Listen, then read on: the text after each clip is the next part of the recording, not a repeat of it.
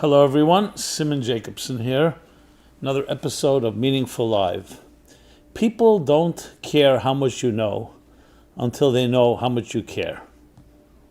That's what we'll be discussing. This program is dedicated by Bart and Sandy Gurwitz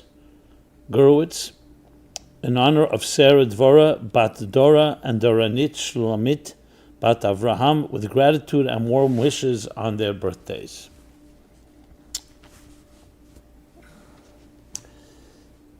As a public speaker, and at times I also help and train others in the art of speaking in public, one of the first things I always tell anyone, that it's not about how much information you have, how well versed you are, and even how articulate you are. But it all begins with empathy. People don't care how much you know until they know how much you care. In truth, you can say maybe if someone's talking about real estate tips or investment tips or discussing culinary arts, cooking, or maybe other courses that don't have a personal nature to them. So there you could argue that the speaker's care and concern and empathy to the audience may not be that important. Even though there, I would argue the same, because an audience responds to someone who cares about them. But there it's not as direct. But when you're speaking about something that is dealing with psychological issues, emotional issues, dealing with relationships, for instance, or dealing with pain, suffering, there it's absolutely critical that it not be just a cerebral exercise, an academic exercise, but one that feels, and people sense that you feel, and you relate to the human condition. This is a critical point, especially today, maybe more than ever. We look at the world of academia, and it's in turmoil. Not just the anti-Semitism that has been demonstrated on campuses, universities not necessarily protecting everyone's rights, the different liberal agendas, and I'm not speaking now liberal or conservative or any agenda for that matter, but liberal agendas that are not necessarily driven by an objective picture, but by people's political preferences or predispositions. A world of academia should be not just in a place of objectivity, but it should be a place that also teaches people a moral compass, right and wrong, what's worth fighting for, values. And that area we have failed miserably. And I would suggest that one of the reasons for that is because there's a deep dissonance going on between the cerebral, meaning the mind, and the scientific, and the human condition, where you have tremendous intellectual intelligence, but very poor emotional intelligence. We call common sense at times. And I've seen it in so many different arenas where people wax eloquent and they may be brilliant, but it's a machine, it's a computer. Human beings are not just brains. We're a bundle of emotions and feelings. And yes, we have our prejudices, and sensitivity is even more important than pure data and information. There's yet another point which I'd like to make, and then I'll elaborate, which is when you teach someone, are you teaching them information? You're teaching them what to think, or you're teaching them how to think? That's a very big difference. Teaching them what to think is data, information, facts. How to think is also empowering and shaping and molding a human being to be able to think on their own with a proper and healthy methodology. And there again you need empathy, because that means then you have to apply yourself to each individual student. When it comes to facts, you could say, I'm just giving you the facts, and facts are equal. They're an equalizer among whoever is listening, whoever is a student. But when you're talking about empowering people to think on their own, to know how to think, not just what to think, then you have to customize it. You have to tailor it to an individual's personality, and then you have to care. and caring is a tremendous element to us. I don't know if this is urban legend or true, but they say that Bertrand Russell, great philosopher, great ethicist, he was once caught doing something unethical in his position. He was called in by the ethics committee, I believe of Cambridge, not sure of that.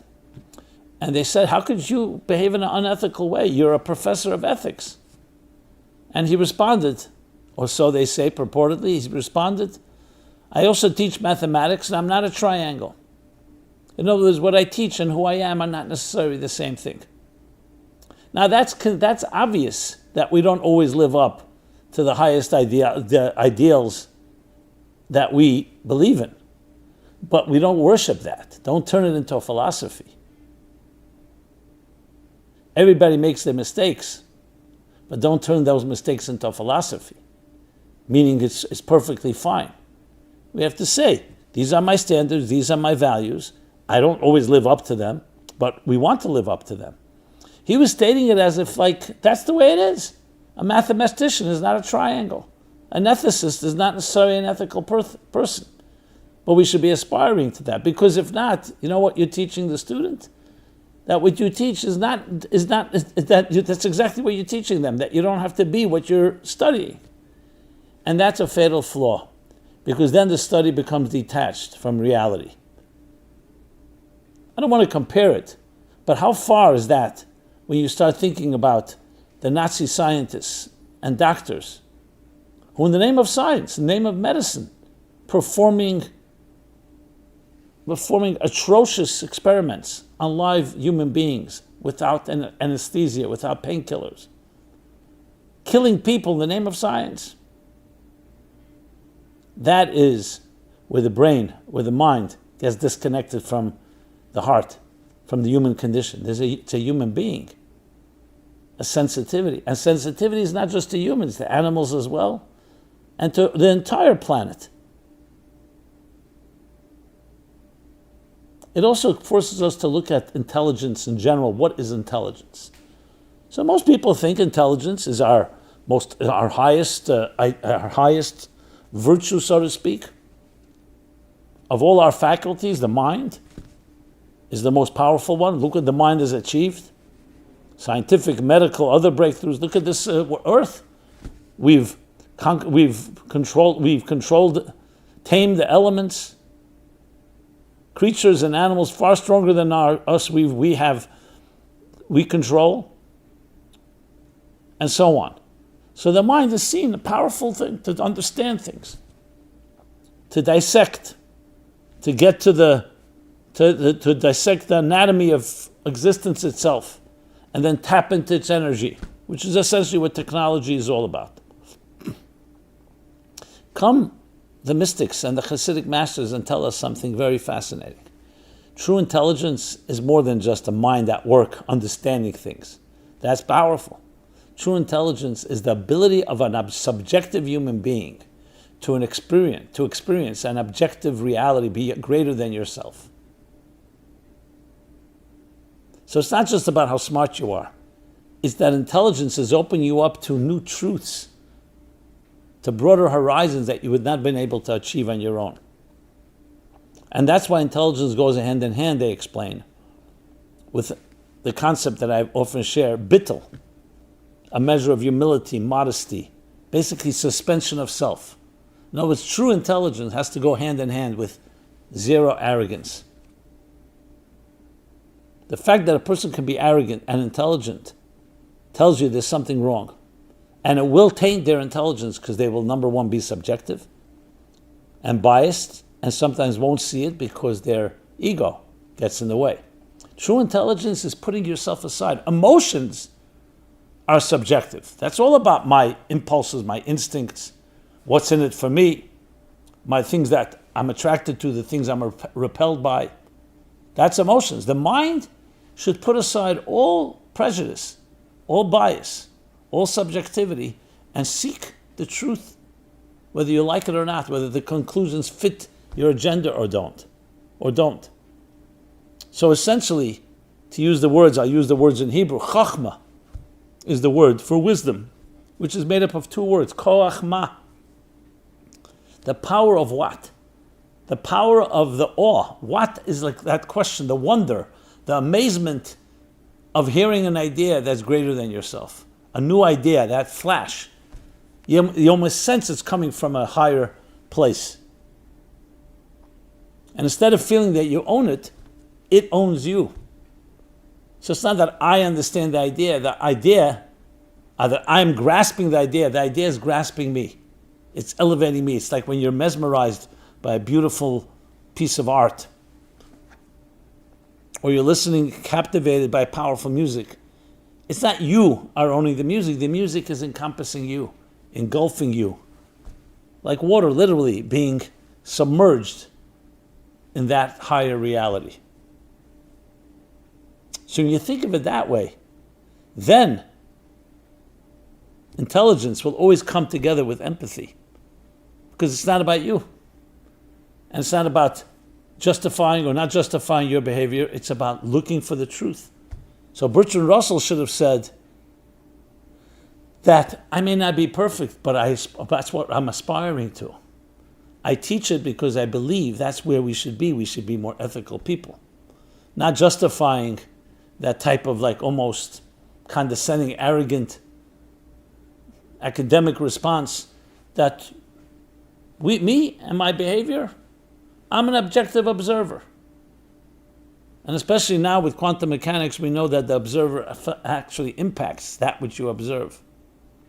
Maimonides, on the other hand, when he writes about who is the true wise person, he doesn't say the brilliant person, the great orator, the great arguer, debater, the person who brings best proofs and evidence. He says, you want to know who the wise person is? Look at their behavior. How they walk, how they talk, how they eat, how they drink, how they sleep, how they deal with others. You say, what's the connection? Of course, it's great to be a refined person. But what does that have to do with a person's mind? Intelligence. Because intelligence is not just about wisdom. It's about caring. It's about going beyond yourself. So, yes, are there people who are brilliant, but they don't know how to love? Are there brilliant people who are, their minds are brilliant, high IQs but low EQs, as an emotional? People who are brilliant but are immature? Absolutely. But that should be looked at as something we need to work on. That's not a virtue. So they go hand in hand, and that's what it comes down to, that people don't care how much you know until they know how much you care, because that's what connects two people. And even from an intelligent point of view, we know today the concept of mirror neurons, where we actually mirror the neurons of another person. The classic example is, if you see from a distance someone's about to close a door on their fingers, inadvertently, you will wince. You'll say, ouch. Why? You're not feeling it, but you're relating to them. You're mirroring their neurons. So even from an intelligence point of view, there's an element of understanding that we're all connected, which of course fits right into this discussion, because there is no real fragmentation, there is no real compartmentalization. Everything really is one. We just know it, we're not aware of it. So when you care about another, it's not just a nice thing to be empathetic, to be compassionate. You're actually recognizing the truth of existence, that we are all part of one bigger reality. But then there's the other voice. Me, my interests. You fit into my interests? Okay. But that is really a limited perspective, a limited consciousness, a limited way of experiencing existence. And one of the reasons we're discussing this now is because in the Jewish calendar we are now in the beginning of the 7 weeks of what's called the 7 weeks of comfort, 7 weeks of consolation. After recognizing and honoring the tragedies in our lives, the things that have been broken, namely the breaking of the destruction of the temple, but it really refers to all forms of dissonance, we now are comforted, consoled. But comfort and console is not just lip service. It's about healing. It's about discovering empathy. that we have the ability to empathize with one another. And in the process, we actually can help each other. So it means even if someone's hurting, even if you may not have answers for them, the mere fact that you care helps. There's a beautiful concept in Jewish thought that when you visit the sick, you're actually removing 1/60th of their illness when you visit them. So I remember once as a child, my father took me to visit someone who was in the hospital, sadly. And my father told me that one of the beautiful things about visiting the sick is that you're actually removing 1/60th of their illness. So I asked my father, does that mean if you visit them 60 times, they'll heal entirely? My father smiled. He said, as you'll get older, you'll understand. So what do I understand? I understand that there's more than just, it's not the numbers game. That when you visit someone, you're giving them strength, confidence. You show that you care. And that actually has an effect on their healing. God forbid, contrast that with someone who's lying in a hospital bed. Same illness. But there are no visitors, no guests, no gifts. It has to affect the morale of the patient, demoralizes, and therefore weakens their fight, their will to fight, and it weakens their immune system. Whereas somebody that's visited by others, encouraged, it has a direct effect, a psychosomatic effect, maybe even a chemical effect. You see that also, to use just another analogy, look at in sports, home teams, where they have the home team advantage, they call it, fans, others, people that are encouraging you. You say, how does that change the dynamics? If you're talented, you're talented. If you're not, you're not. Just because you have fans cheering you on, that's going to change the outcome. But we see it builds confidence, it builds courage. We see it in every given area. We see it when people go to war, the pep talks needed, psychological warfare, self-confidence, which is very much part of the healing process. So wherever you turn, you'll find that empathy, caring, makes a difference.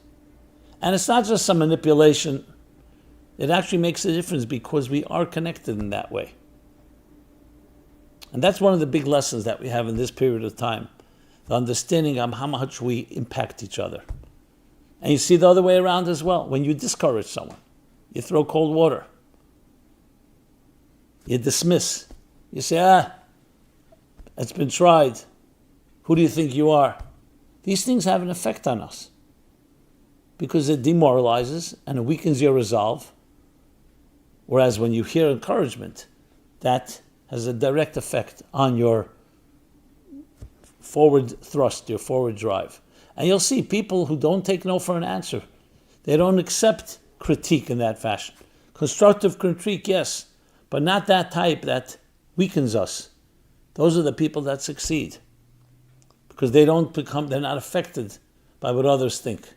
But the fact is, each of us have to look at ourselves. What type of person are you? Do you encourage your friends, your loved ones? And who are the people you hang out with? Are they encouraging you? Do you feel their care, their empathy, their confidence in you? You can change a world. You can change a human being. You can change destiny just with that positive gesture. So my friends, remember, people don't care how much you know until they know how much you care. When they know how much you care, they'll give you the benefit of the doubt, and they'll be more responsive and more receptive to hearing things, especially things that may not be always so comfortable. They know you care.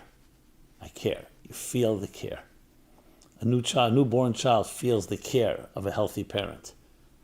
It may not be logical, may not be rational, but you just feel. You feel being held, embraced, secure. You feel secure, validated. But it's not just for little children. Obviously, the earlier years, the formative years, it's absolutely critical, like oxygen. But it's always necessary. So, from my heart to you, I'd like to say I care. And I'd love to hear your thoughts and feedback. If you think this message is valuable, meaningful, please share it with others. That's another form of caring. And please subscribe to our offerings, to our YouTube channel. And above all, let us all build a more caring a more empathetic, a more sensitive and kind world. Be blessed and be well. This has been Simon Jacobson, Meaningful Life Center, meaningfullife.com. Thank you.